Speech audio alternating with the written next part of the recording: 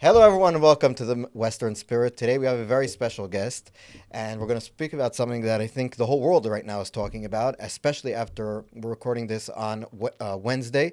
2 days ago, the Prime Minister of Israel met President Trump at the White House, and they spoke about Iran and the fact that the U.S. announced through President Trump that they will be having direct negotiations with the Iranian regime on its nuclear program.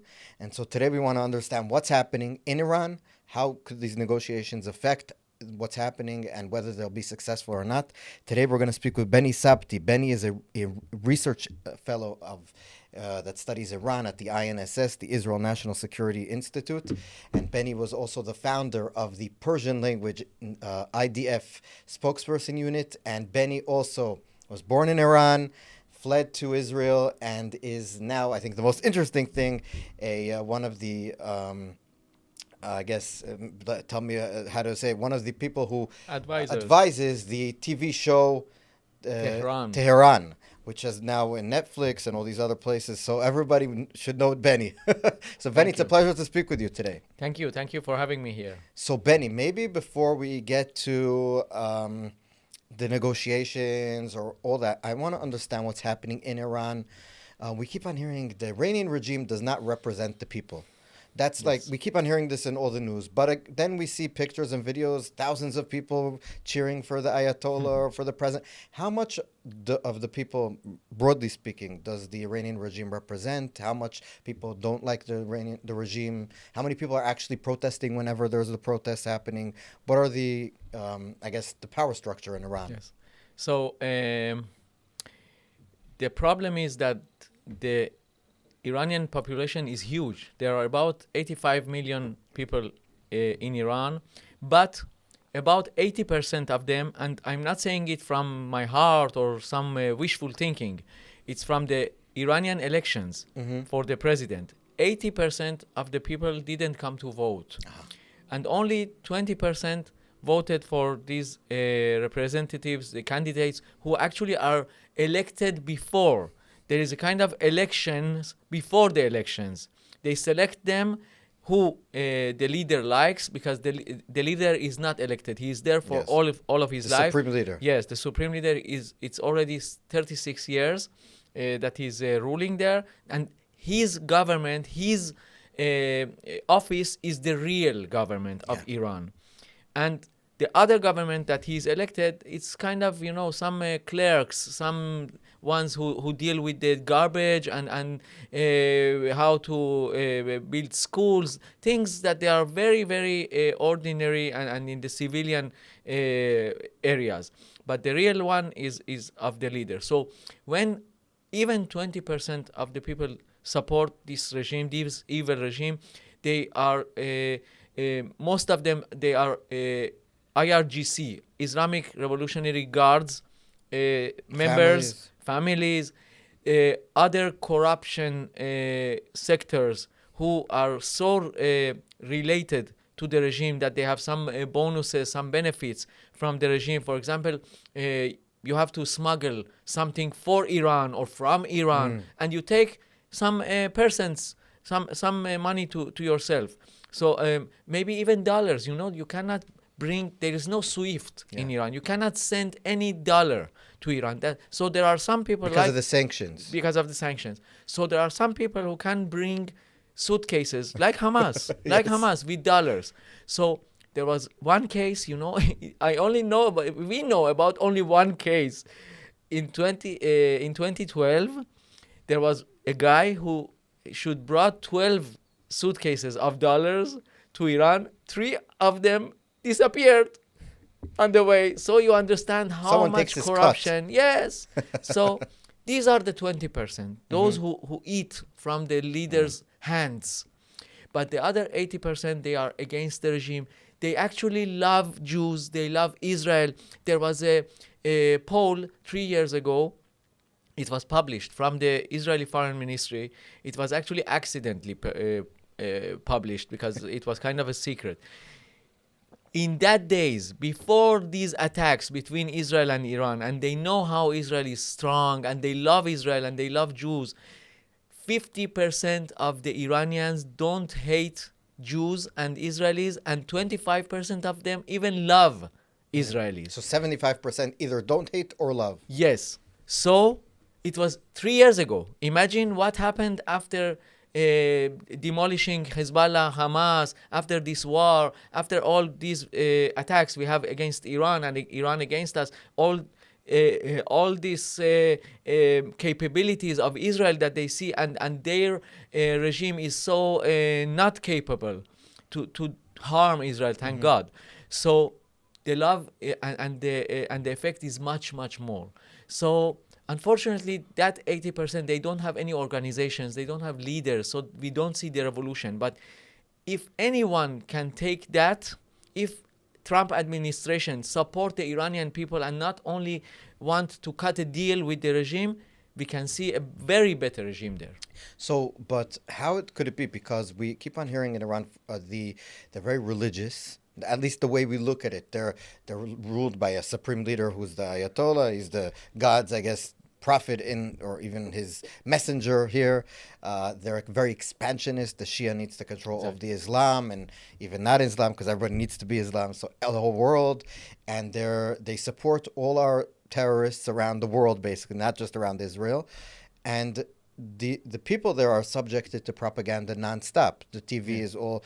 If anyone watches clips of TV from Iran, they're so anti-Semitic, so like it's even dumb, stupid sometimes how their conspiracy theories that they give out.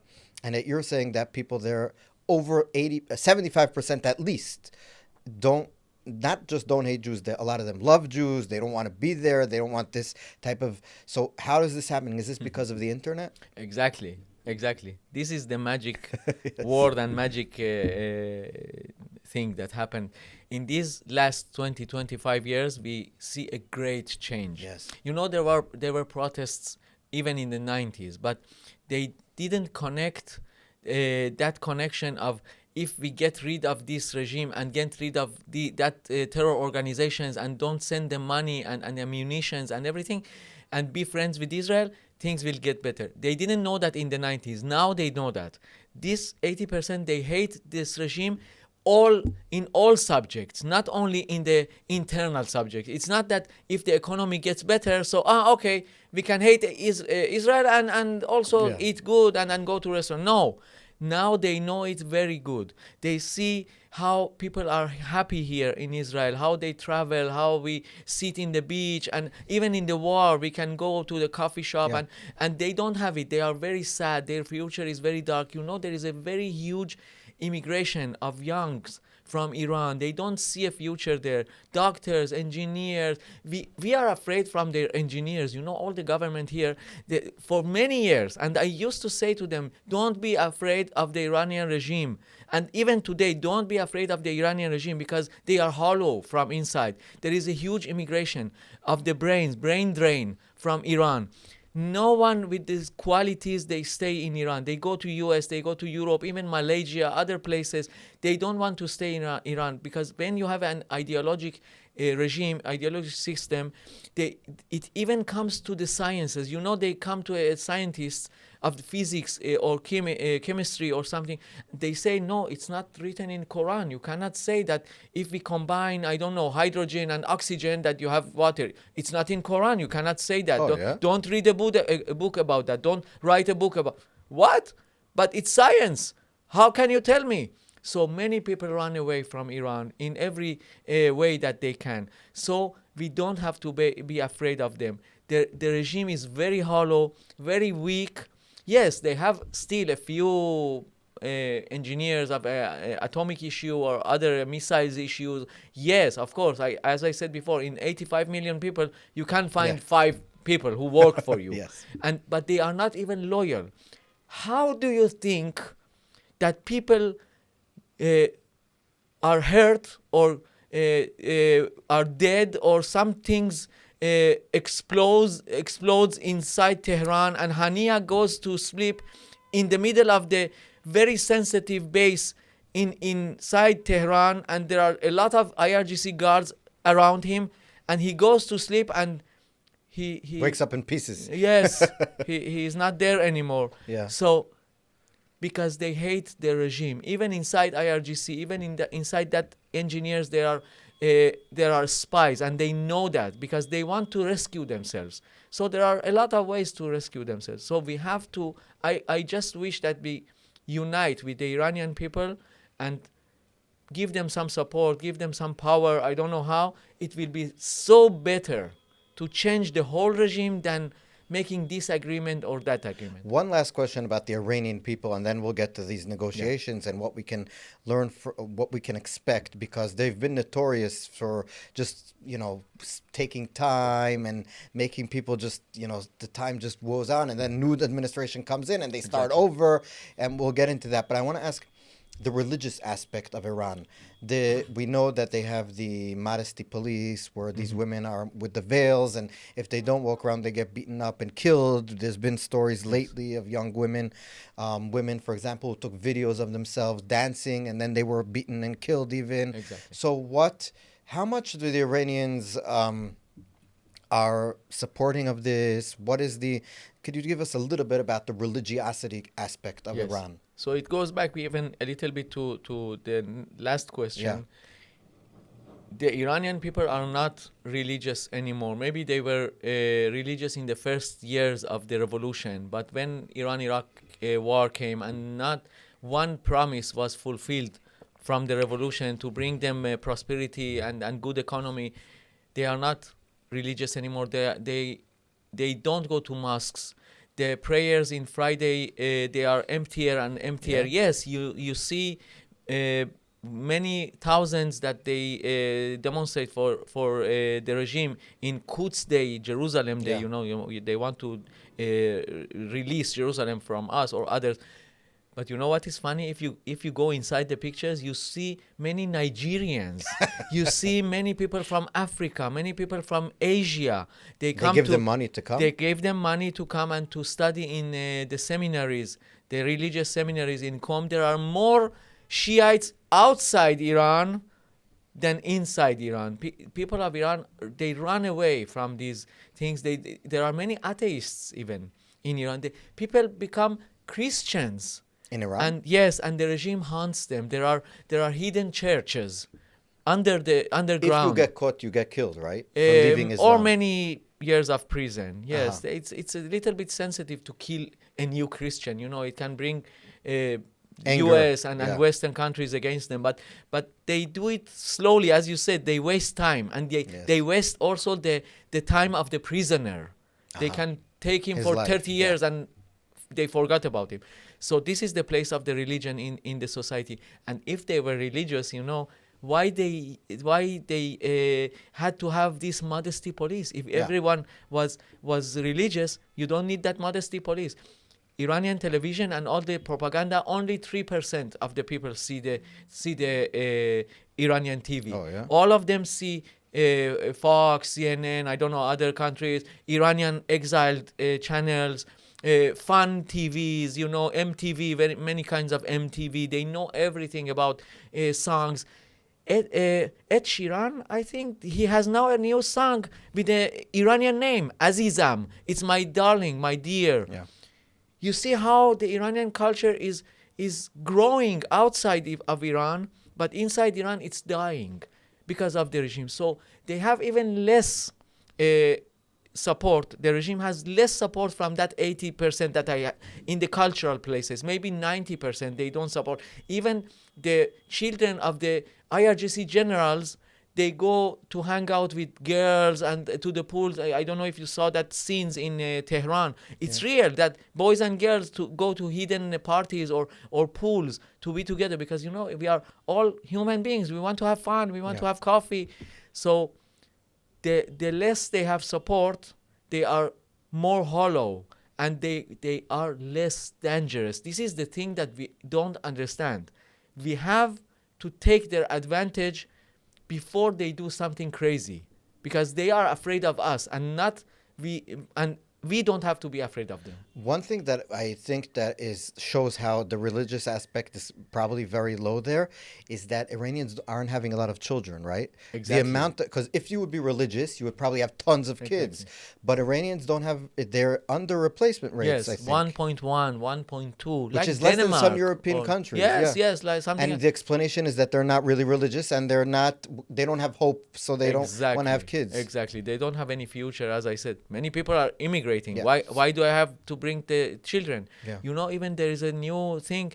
It was they were not used to live together partners. You know, like in Tel Aviv that Yeah. we take the Boyfriend, young ones. girlfriend. Yeah, no, 3-4 guys. You know, students. Oh, they live together, roommates. Yeah. in one apartment. Maybe girls, maybe both. They don't care because they it's so expensive. So they share. And it was not like that in my days in the 80s. And the clerics are against that, and they talk. No one cares. But no one cares. They cannot. Life goes on. Yeah. You cannot stop the life. So basically what you're saying is that there's a crisis behind the scenes, but it's over the scenes. Everybody sees it. Yes. The fact that the number of children isn't something you can hide. The fact that people are leaving isn't something you can hide. The protests, as much as they try to hide it, we see it. There's leaks about these girls that are being killed and imprisoned and tortured a lot of times. Exactly. And there's videos coming out where they, for example, they're supposed to like stand on the Israeli or American flags and they go around it Exactly. because they support us, or they don't, and or maybe also they don't support the regime, so they don't do what the regime is saying to them. And the parties we know, and the TikTok videos and all this kind of stuff, it's very difficult to hold it in. So we see that the structure is collapsing. Exactly. That's what you're saying. So a regime like that is very dangerous because they're paranoid. They're scared they're going to fall from the within. So when you have scared that you'll fall from within, you have to have an outside enemy to unite. Is that what a lot of this is happening? It's very correct, but there is something that the Israelis or the West don't catch about the Iranians. Iranians sometimes are more afraid of their situation than being more dangerous to the others. Yes, it's always good to have an enemy. For everyone, maybe. I don't know, maybe for even in my family, my aunt, and they took all the family money, and all the stories in every family.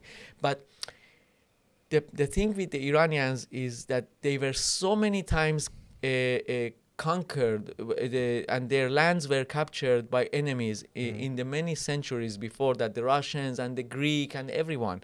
So they don't go for the next mile. They don't attack anyone, for example. They are not the first one to attack. No, it didn't happen maybe for once. Here it happened just now. No, but they reacted to us. Okay, they don't reacted, start. yes. They used the proxies. We assassinated, yes, of course they harm you small by small steps, and they shoot you one missile and that terror group there, but they don't attack you massively.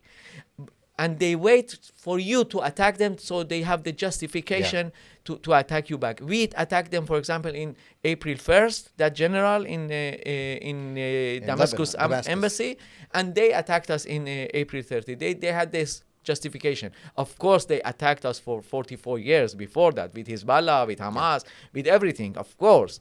But they don't see it that way. So the thing is that they are afraid to do it in a huge proportions. They're doing the attack, a big attack.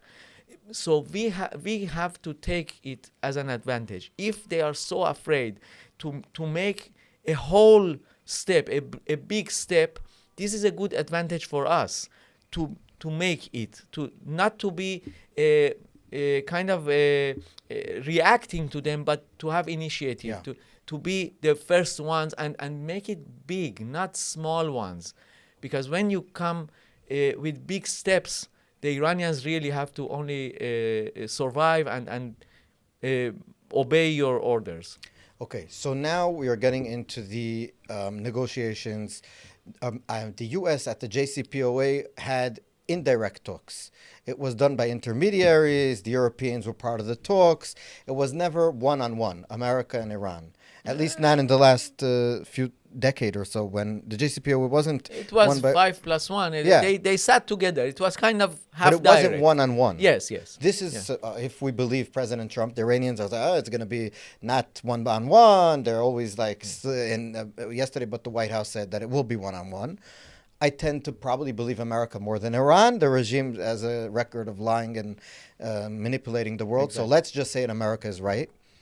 What can we expect the Iranian strategy to be? If based on years past, they're always trying to waste time, garbage time, like in soccer. They're always trying to, I guess, make no concessions and try to get concessions out, and their concessions are 10 years down the road, so they're never willing, it seems to me, to actually sit to the table in a real way, right? Exactly. And this is the reason that the Americans must play it, as I said before, like the Iranians play. They cannot give them more time than what they have now. For example, you know what? It can be like these mafia movies, like The Godfather or something. I imagine in my eyes, because I know the Iranians, I think that the American representative have to come to the room and say, okay, I give you 15 minutes to come and sit with me. When I finish this coffee, and if you are not here, we attack. This should be the words that the Americans have to use against the Iranians, and not sitting and waiting for them. These words of indirect and direct, this is playing the Iranian game in their field. This is not good. If this is the first steps that we are doing, this is very wrong way to go. If we are playing that play, wait a minute, this is direct negotiations or indirect? Who cares? Come with the gun on the table, sit there for 50 minutes, and if they are not coming, you go home, you don't call them, you don't go back, and you call Diego Garcia Island or base or I don't know what. And the Iranians, remember this name, because in the end of the Iran-Iraq war, in the 88 spring, I think it was, Americans also attacked Iranian Navy and some oil facilities, and this was the thing that brought the ceasefire between Iran and Iraq, because the Iranians cannot stop not the war and not the negotiations for 30 years. If the Americans didn't get involved in there and make it a little bit different for unbalanced. Yes, it could go on till now. Of course, I was agree with that. Like Menachem Begin said, I wish luck for both of the both sides. Yes, so maybe it was good, but no. The thing is, the gun has to be on the table. If they don't feel it, and it has to be credible, right? Exactly. They have to know that it's real. Planes in Diego Garcia Island, okay, it's frightening for 5 minutes. If you don't put them start on the engines. Okay, you waste some fuel. You came here, maybe you had a good trip, nice view in the ocean. Okay, it doesn't harm me. It's like that Biden administration sent the aircraft carriers. To the Gulf in the first days of the war, and they came back. Nothing happened. The Iranians were afraid for 2 hours, and that's it. And that don't was also for Israel. It was very bad. It was very bad. The don't that President Biden said. Yes, the credibility is very important. So I hope just they know this culture, this behavior of the Iranians, and they want to do the same things like before. But there's no chance that the Iran, let's ask it this way: why is Iran developing a nuclear program? Because obviously they don't need it for fuel, because they have lots of gas, oil and whatever they need to fuel everything. And they have lots of sun, and they don't have a problem with energy. Yes. So we know that, and there's the debate, I think, in the West, people who think everyone thinks like them. So if you think that everyone's a Western liberal, well, maybe they're doing it just to counterbalance Israel because of the purported nuclear program we have here, or maybe they're doing it just to get leverage with the West. But if we think in their mind, that's probably not the issue. Why are they doing why do they have a nuclear program? The problem with the Iranian revolution is the expansion. Yes. They want to expand. You know what former IRGC commander said 3 months ago? Our security borders are 5,000 kilometers from these borders now, from the Iranians' borders now. You know where is it 5,000 kilometers from Iran? Where? London. Wow. Their security borders, they are in London. What they do with that? They establish Islamic centers that bring propaganda, that brings demonstration. It's not only the Qatari money, it's also the Iranian hands there. In Germany, in Hamburg and in Berlin and other places in Islamic centers, they found Khomeini's book, the founder of the revolution book, with some quotes of Mein Kampf. Mm-hmm. So in Sweden, the same. They closed them. In London, part of them, they closed them. The Iranian hands want to be everywhere. You know how many posters I saw in my life that they want to put the Iranian revolution flag on White House? Uh-huh. It's not about a game and we are in a competition with Israel and we want to have a leverage or we have some enemies. No. They really believe, like Soviet Union, if you don't expand in these kind of revolutions, because they're bad revolutions. There were, of course, good revolutions in the history. Yeah. The American, the French, they brought freedom, prosperity, kind of equality of opportunities. At least you have the opportunity to go to the academy, for example. Yeah. But in Iran, it's all about expansion. What do you think Hezbollah is about? It's Iranian hands around Israel, but not only around Israel.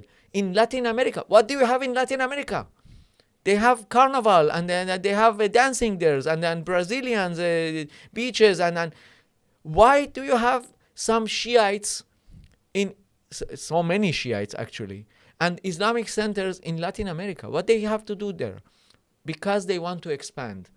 If we can't beat America, so we can come from behind, from Venezuela, from the border of Brazil and Argentina. Yeah. Yes, to take some poor people, the Nigerians, as I said before, to take some poor people, some tribes that they don't know even how to read and write, and to bring them to us, to hug them, to solve a few problems. So how does the nuclear program come in with all this? It gives an umbrella. So it gives an umbrella to the expansion. Uh-huh. You cannot deal like what happened with North Korea. And Trump made some efforts with North Korea. He even visited there, and it didn't work because they are in another level psychologically.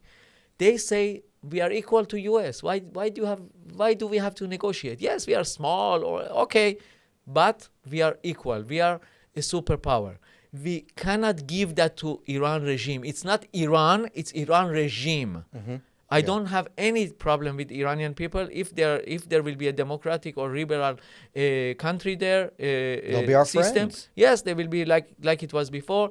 You know that we even helped them in the 60s with the missile program and even with nuclear program also a little bit.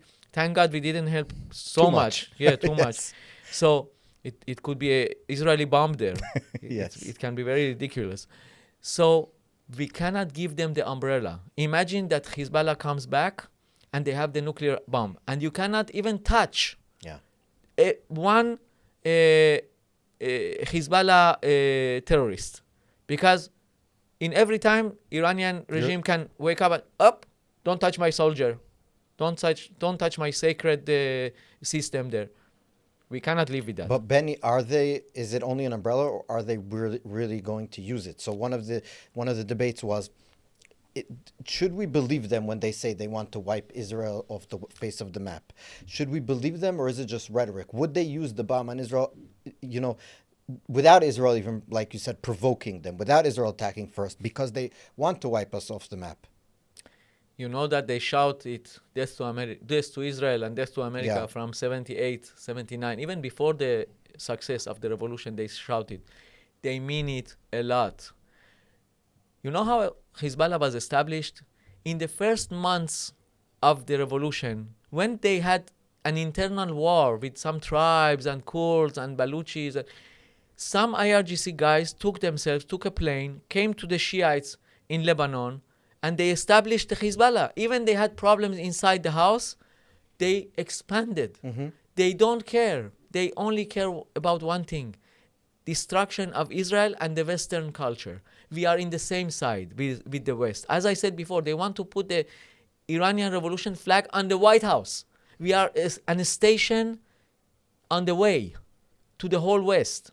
So the slogan, the West is next, is real. In 94, the former president, Rafsanjani, who is the father of the atomic program, who is dead, some say by the regime itself, because he became kind of an opposition to the leader, he said in 94, see how their vision is. 94 and we are in 2025 and we didn't listen to them. To the radio, you don't know, we don't need the intelligence. It's just like Hamas. If you just listen to their speeches, of course, you need the details about the ammunition, about the training, okay. But if you only look and watch and listen to the speeches, you know the program. Yes.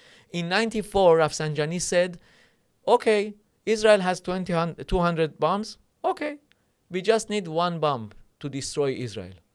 94. Why does he have to say that? In a Friday prayer, religious prayer. Why does he have to say that? Because he wants the legitimacy of Islam.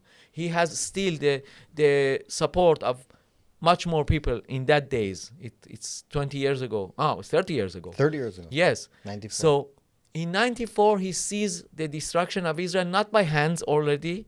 It's not only the hands of Hamas and the masses. By us. By something technologically, something atomic. This is the problem. They want to shorten the way to destroy, to the destruction of Israel. He saw it already in that days. Because if it's only about Hezbollah, Hamas, yes, they hurt us a lot. That masses that they came, it's not about the guns. It's about 7,000 people that ran to Israel. You cannot shoot 7,000 people. I saw it in the revolution. You cannot shoot so many people. So, but it cannot be done. He saw that already in that days. So they mean it. I really have to say that West has to stop Iran for itself, not only for Israel. I trust Israel will do that. If the West don't help us, we will do that. We know how to stand for ourselves, and also we have the technology and the capability. Don't worry. Mm-hmm. Maybe US does it in 3 hours. We can do it in 4 hours. Okay. But it's doable. This episode is brought to you by Ayn Rand Center Israel. We meet every alternate Friday to study and discuss the philosophy of Ayn Rand, author of The Fountainhead and Atlas Shrugged. The topics range from ethics to politics, reason versus faith, aesthetics, psychology, and much, much more. This is the only place in Israel where Ayn Rand's unique philosophy is accessible to you, and you're welcome to come learn all about it. It's a great opportunity to learn and meet really interesting people. Attendance is free, and first-timers get a free book. We meet every alternate Friday at the WeWork in Serona Market, and we like to keep the intellectual discussion going afterwards with some great food and drinks. Click the link for more info on Ayn Rand Center Israel. It's doable. Yeah. Let me ask you also about minorities in Iran. So you grew up in Iran, you fled as a child. Maybe give us through that what it means, for example, to be a Kurd in Iran. What does it mean to be a Sunni Muslim in Iran now? What does it mean to be a Christian? You mentioned that they're hiding, but there's a lot of minorities in Iran. Yes. The Iranian regime does not like them at all. You have every once in a while I hear there's these small protests / even uprisings in these regions that aren't near Tehran per se. What does it mean to be a minority? Yes, so Actually, it's kind of 50-50 in the Iranian population. 50%, around 50% are Persians, and this is a problem. This is the biggest population inside Iran, maybe 52%, and they are in the center. Yeah. They are from the Caspian Sea to the Gulf, to the Persian Gulf, Tehran, Isfahan, Shiraz, all the important cities with the millions, and all the areas are Persians. The problem with the minorities, the ethnic minorities, not the religious, some of them also, that they are in the periphery. They are in the borders. Yes, Kurds, Arabs, Baluchis in the south east, near Pakistan. Half of them are in Iran, and half of them are in Pakistan. This is the problems. The problem actually with the Middle East borders. You know, it's not about nations. It's about someone came drew a map. Draw a map, and we live with the problems. Syria is the best example of that. Yes, Iraq, Syria, all these places. Yes. Maybe if the Kurds, all the Kurds had their country, maybe a lot we of the problems, had much less problems. So. In the first days of the revolution, these ethnic minorities, they tried to become independent, maybe to establish a country for them, but the regime was very weak in that days. After that, they became stronger.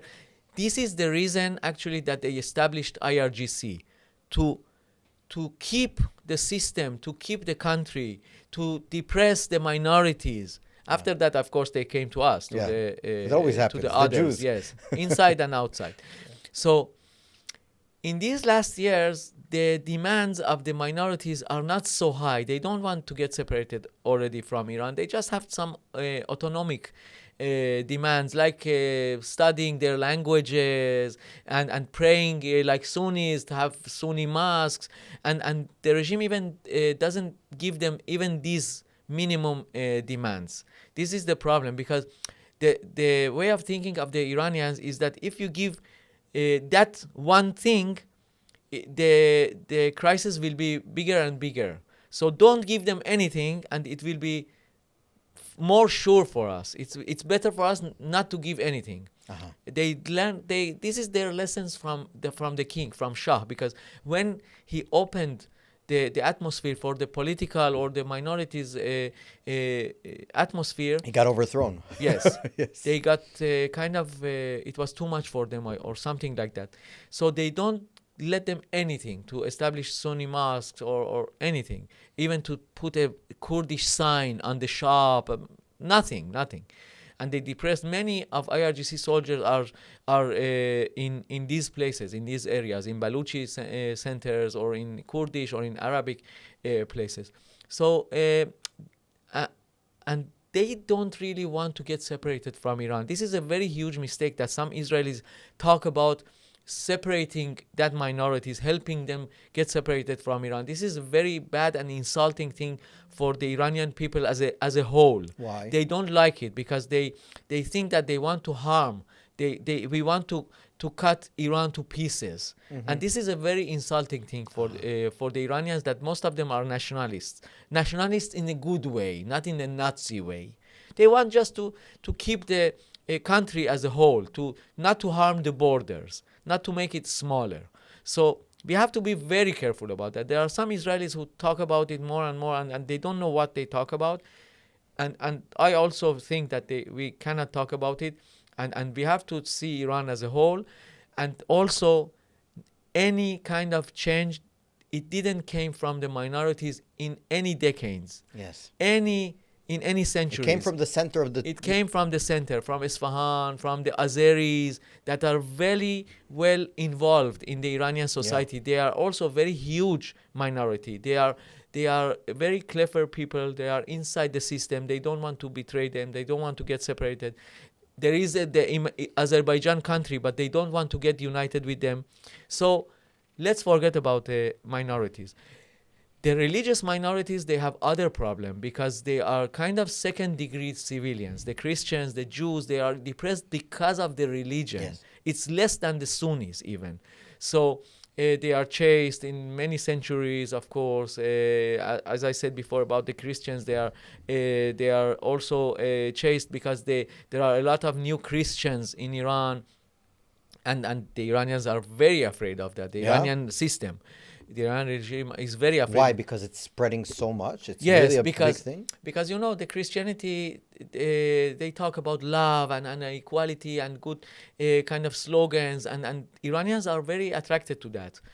Jews, they don't want anyone to become Jewish, and I think I remember even that we rejected in the 70s or 80s some very few people. I that wanted to become Jewish? Yes, because I had a classmate guy who wanted to be Jewish because we have so many chagim, so many festivals, holidays, and it's also always very happy. And their festivals are very sad. They beat themselves and they cry. That imam and that prophet died, and they kill each other.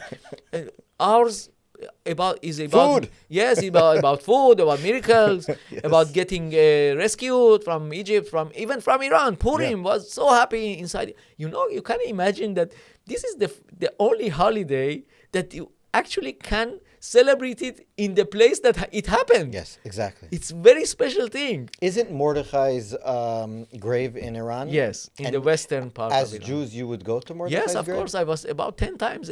My father was born in that neighborhood. So, yes. There were two capitals of the ancient Iranian dynasties. One of them, it was in south, in the hotter places. Shush or Shushan, it's in the southern place. It was the winter capital because the kings would move from hot to cold. And that place that they died, the tomb, is in the summer capital because it's cooler in the summer. So they probably died when they went. Yes, when we think that it was kind of, but it's also tradition. We cannot be sure. It's like other places, but it doesn't matter. So when you believe it, it's such a huge thing for us. You mentioned the Jews. There still are a number of Jews there. Yes. How many Jews are still in there? Are around 10,000 and they live Jews. Mostly in two places, Tehran and Isfahan. That's what I remember. Yes, and a little bit in Shiraz also. The Jews there they have, I think, one member of parliament in the Iran, which is given to them. Just puppet. It's just a puppet. From these 10,000 people, only 500 people come to vote for him. He's just a puppet. He goes all the time against Israel. He flatters Hamas or Hezbollah. The Jewish representative. Yes, he organizes demonstrations to protest against Israel. And in the Quds Day, in that Jerusalem Day, they come out to go against Israel and to support Hamas and Hezbollah. Some people say that they have to. No, they don't have to. They are hostages. They could leave like by you did, by right? willing, by their willing. They can come out. It's not like 80s that we had to run away by foot, and maybe we can talk about that. But there are planes. They can go to the third country, and there are some very few Jews that they come to Israel from time to time. But maybe they love Iran too much. I understand it also. Why? Because they have money, the Jews there? Yes, and the culture also. Iran stays with you even when you come out from Iran. But even in Israel, there's a lot of. My wife is Persian. Her family's from Isfahan. Wow. So they have all the foods here still. They have they live. People from Iran, the Persian. They're here. They're called Persians. They live together. Jewish Persians. So it's not like if you're leaving Iran, you leave everything behind. You leave the atmosphere, you leave the friends, you leave the past. The Iranians, many of them, they live in the past. The past was always beautiful. It was great. And this guy reminds me that past, and that place reminds me that past. So the Jews, or more than that, they live all the time in the past. So it's very hard for them. When we also got out from Egypt, we missed Egypt. Yes. So the onion, and I don't know, the watermelon, and what it says in the Bible. It's so crazy. 2 days ago, they beat us, and we already missed Egypt. This is exactly what happens in Iran. I hope for them that they come out as soon as possible, because if something big happens between Iran and Israel, the Jews are the scapegoat. Maybe they will be the hostages. Yes. So, Beni, you mentioned, let's, for the last part of the talk about your personal story. So, You were born in Iran in the 70s. Yes. So I assume you were a child, but not a very young child. So you remember Yes. during the revolution. So maybe take us behind the scenes. What did a Jewish young kid see in Iran during the revolution that at the end was the hostage crisis and the Shah running away, and then at the end of that was the Ayatollah and the Iranian regime as we know it now coming up into power? What was happening there Yes. as a regular person on the street? So I was 7 years old when the revolution happened in 79, 78, 79. Yeah. I remember a few things about the Shah period, about the king period. I remember the Israeli flag in the Israeli embassy in the middle of Tehran. Actually, this is the now the Palestine junction in the middle of that's Tehran. no mistake. Yes, of course. And they gave the building as a present to Hamas and the PLO. So I remember the kind of freedom that was in Iran.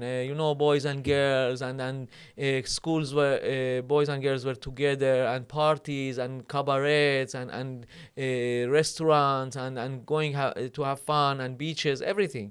Iran also was a very touristic country. Many foreign people and Israelis also came to Iran. I saw an ad of the 60s or 70s that I don't know, if you win something in a lottery, get a free flight. you get a free flight to Iran. Yeah. So it's crazy from Israel. So for Jews, of course, it was a very great place to be, and also Israelis invested there and were there to build Iran. Many infrastructures were built by the Israeli hands and companies. I even remember some signs that the Israelis were working there, but it was only in the surface. The people didn't enjoy all the oil money. Most of them, like this regime, most of the money went to the regime and the palaces and the Shah and the corruption. But the Jews, they enjoyed that. And in that days, you don't believe it, there were 120,000 Jews in Iran. This was a huge amount of a Jewish society in a Muslim country, because we had such a good cooperation. Because it was a secular society. Yes, It kind of wasn't secular, religious yes. per But se. under the surface, the cleric establishment, the mosques, they worked very hard to brainwash the people, and also the radical lefties that came from the Soviet Union propaganda. We see that today in the universities. That left. Yes, exactly. It's not that left we have here. Yeah. It's not the same. It's really, yes, it's like the campuses in US or in the Western countries. And they got united in the middle of the 70s, and they brought the revolution. It was very violent. The schools were closed after a few weeks of demonstrations. The demonstrations were huge. As I said before about the masses are the weapon of these countries, of these regimes, especially of the Islamic systems. Hamas, Iran regime, Hezbollah, the masses are the problem, because they are so brainwashed and they don't care to be killed and being shaheed and, meet the virgins. 72 virgins. Yes, I hope for them. I don't know. Inflation of shaheeds, it's a big problem in the heaven, I think. So, and the Shah brought some tanks out to deal with them, to shoot them, but it didn't help. One scene that I saw, many scenes that I saw in October 7th, that they already happened in 78.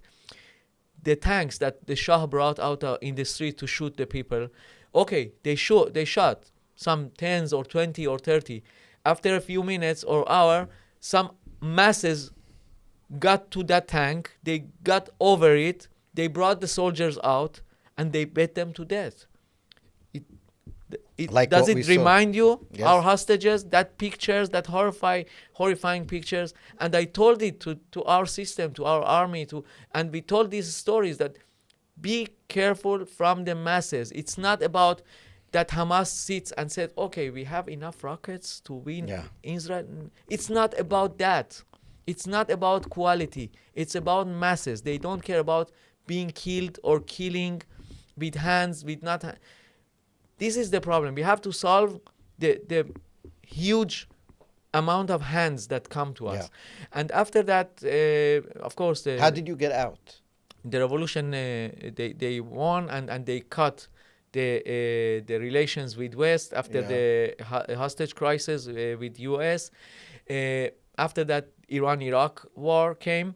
In that months of the first months of the revolution, 80,000 Jews of the society, of the community, escaped, not escaping illegally, because we had still flights to West, even to US. There were kind of relationships with the West mostly, so they got out kind of legally. Maybe they didn't take their money or didn't have the time to sell the house or sell the shop, but they could get out. Some of them are in US and some of them are in Israel.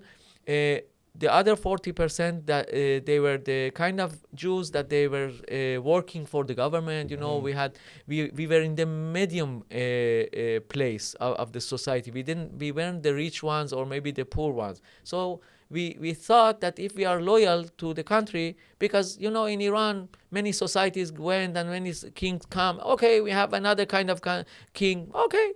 We can live with that. He is not going to do a Holocaust, but he's talking about it. But maybe he won't do that, so we can wait here. But after a lot of series of depression, also inside Iran, beating us, even me, in the streets because of my hair, and my sister because she was she was 3 years old and she was with short sleeves. They beat 3 years old girl. So don't be surprised from Hamas actions, because we found also Iran propaganda in the tunnels of Hamas and also Hezbollah. So you can understand what it comes from. After a lot of series of this depression thing that happened to us, and after Iran-Iraq war began, and my first missiles, I got them in Tehran and not here, and so I'm used to missiles. It's very dangerous. Wherever I go, there are missiles. So be careful. I just said they run after you. Yes. So we had to run away. We kind of made some connections to a smuggler that already smuggled some other Jews from the community, maybe families, and or maybe some young boys, because young boys, they didn't want to go to the Iran-Iraq war, not to be killed for nothing. No reason. Yes. So we were introduced by the other families to that smuggler, Baluchi smuggler, who lives in the south parts of Iran, near the border of Pakistan. He asked us in '86, after a lot of series of depression and what happened to us, he asked us to come to that area near the border of Iran and Pakistan. And after waiting a few more months, our turn came, and in January '87, he took us from the border. We walked for 8-9 hours at night. It's a huge, very long story. I make it very short. We fell from the mountains and we get hurt, and my father was almost killed there because he didn't want to walk anymore. He was very tired, so they wanted to leave him there, or maybe even kill him, and get rid of him. The weak one, like the nature. You leave him or you beat him, so not to make noise or something. But we begged and we brought him. So after that night, we drove in Pakistan. We were already in Pakistan. We drove from one village to another village by that smuggler and his friends, until we came to a bigger city, Karachi. It's a big city like Istanbul, but very dirty. I don't recommend to go for a trip there. And we met a kind of a Jewish family who lived there and they hid their being Jewish, and they worked with the Jewish agency, of course. And after a few days, they gave us a room to be a few days, and that after the few days they gave us tickets and fake passports, of course, to travel to Israel from the third country. Of course, we flew to Germany, and from there to Israel, and we came here in February '87. And since then, I tried to revenge against the Iranian regime, but it's very hard. Yes. I have to say there are millions. But now you're saying that you're finally able to see the light at the end of the tunnel in a way, because the new Yes. generation isn't there. Yes, exactly. And a majority of the younger generation is. It's very weird. Also, lastly, you mentioned the protests. That there, a lot of it is like I interviewed Ayan Hirsi Ali, and she said something interesting. That the Islamists have a plan. After they overthrow the system, and we saw this in Iran, they have a plan. They know what regimes they want. They know what the leftists, the radical leftists who are protesting with them, they just want to overthrow the system. They have no idea what comes after, and which is why they will be eaten by the Islamists. Exactly. And so she said, when you see people like Queers for Palestine, I thought it was a joke in the beginning, but it's a real thing. I was in New York not too long ago. They are very naive. It's not just naive, it's a sickness. Because how could you be protesting with people who want to kill you because of the way you live? It's your whole identity is something that makes them want to kill you. And yet you're protesting at the same place, or people, you see students, leftist students praying with the Muslim prayers, and it's like, they want to kill you, but you're protesting with them because they're using you. Yes. So There is that the same thing? kind of, yes. This is the reason that Iran revolutionary happened. The ones who made the revolution Were the they are leftists. the leftists. Yes, Yeah. they took the bullets. They The go communists, in the first in the first line, and they had the propaganda and all the efforts, physical effort, the money, but the cleric establishment they stole it from them, because in Iran, I don't know about others, I think it's the same. There is a kind of romanticism. They make it kind of romantic thing that tomorrow will be better, we are all equal, we will hug each other. And I see it also in the campuses. Exactly. And the Islamists ones, they know how to play it, how to deceive them. It's all about deceiveness. The Iranian regime atomic program is about deceiving.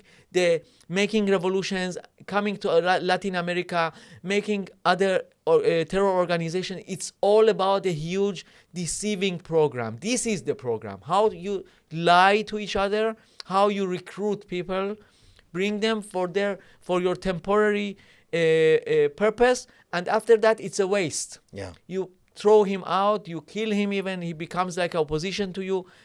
You don't care about it. They were all killed in Iran, basically. Exactly. All of the people Yes. who were in charge of the protests on the left side of the aisle. Sure. Once the Ayatollah took power, all these people were brushed away, either killed or they ran away or whatever. They weren't, or they're put in jail for like 50 years. Yes. They weren't, like you said, a lot of times they'll take it easy. They'll keep you there for years, and so it doesn't look as bad maybe or something like that.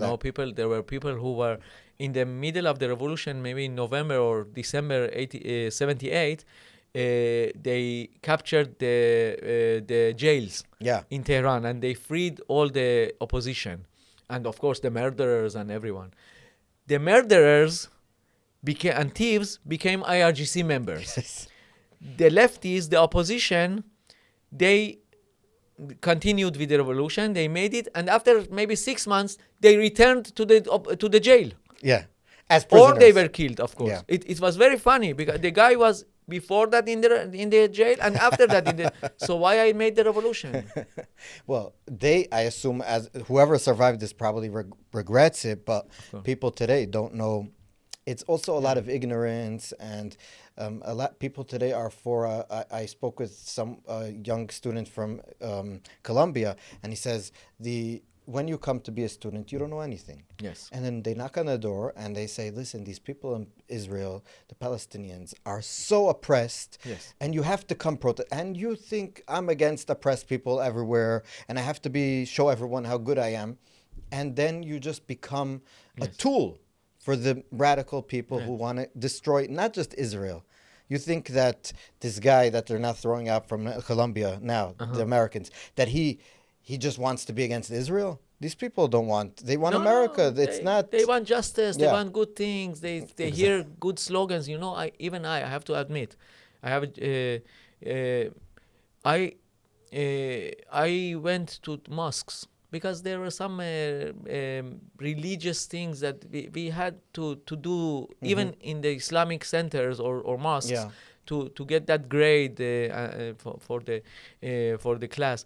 So I went to the mosques, and they talk so beautifully.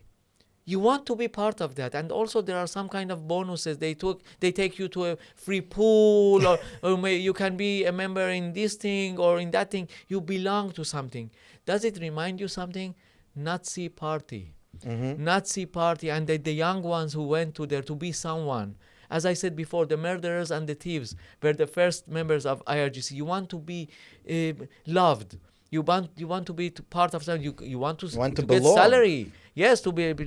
So at first it looks good to you. Yes. And the trap is so beautiful. It's so nice. The honey trap. Yes. And you go in, and it's almost impossible to come out. I was so grateful that we are Jewish, because when you are not Jewish and you don't know your history and the real thing, you can very easily get pulled to that. Yeah. So being Jewish is not about being minority. We have really an advantage, and I hope that we use it in a very good places and very good ways.